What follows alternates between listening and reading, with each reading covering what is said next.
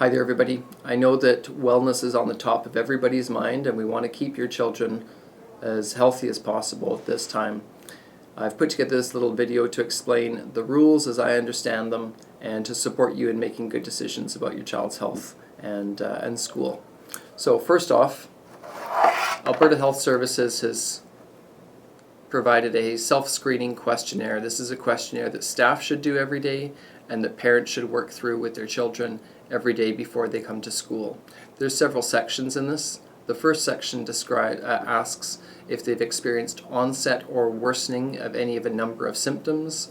It asks if they've traveled outside of Canada in the last 14 days, if they've had close contact with a confirmed case of COVID-19, and also if they've had close contact with a symptomatic close contact of a confirmed case. If they answer yes to any of these questions, they can't be at school. When you do come to school, on our exterior doors we have this signage that is provided by Edmonton Public Schools, and this signage reiterates lots of the same information, but it goes on to say, have you been in close contact with somebody who is ill? If you have, don't enter the building. So that's important information for you. Now I know our parent community is really good at contacting us. We want to make sure that when your child is away from school that they're accounted for and that we know that. So your practice has probably been phoning the office or emailing Mrs. Charles. When you do that this year, it'll be important that you give us just a little bit of information about the symptoms that your child has that would lead you to keep them home.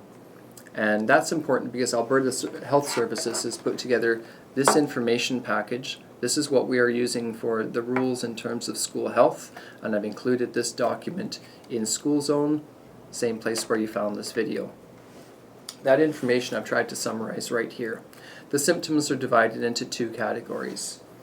In this category we have chills, pain, swallowing, stuffy nose, headache, muscle or joint ache, gastrointestinal stuff like nausea, vomiting, diarrhea, loss of smell or taste, and conjunctivitis or pink eye. If they have any of these symptoms, they need to stay home until they're well. They stay home until their symptoms resolve, and then they come back to school. However, if they have any of this list, fever, cough, shortness of breath, a runny nose, or a sore throat, then they need to be away from school from 10 days from the onset of those symptoms or until the symptoms resolve themselves, whichever is longer. The other option is to have them get a COVID-19 test and to test negative. When they've got that negative test result, they may return to school as soon as the symptoms are resolved. And if you do test, and we've discussed a date, that 10-day date, but now they've tested and they're eligible to come back, please call us, give us that information so we can update the record and give the teacher the heads up that they're safe to return to school.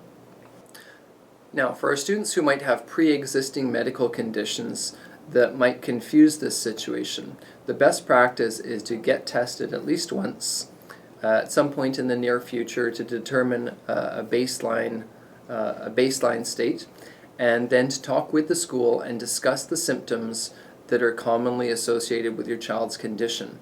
Those symptoms become their new baseline, and as long as those symptoms do not worsen, then they can remain at school. I hope all of this makes sense. I wish you lots of wellness and hope that we don't need to have those sickness conversations, but if we do, know that we're here to support your kids and we're just trying to do the right thing for them. Have a great day.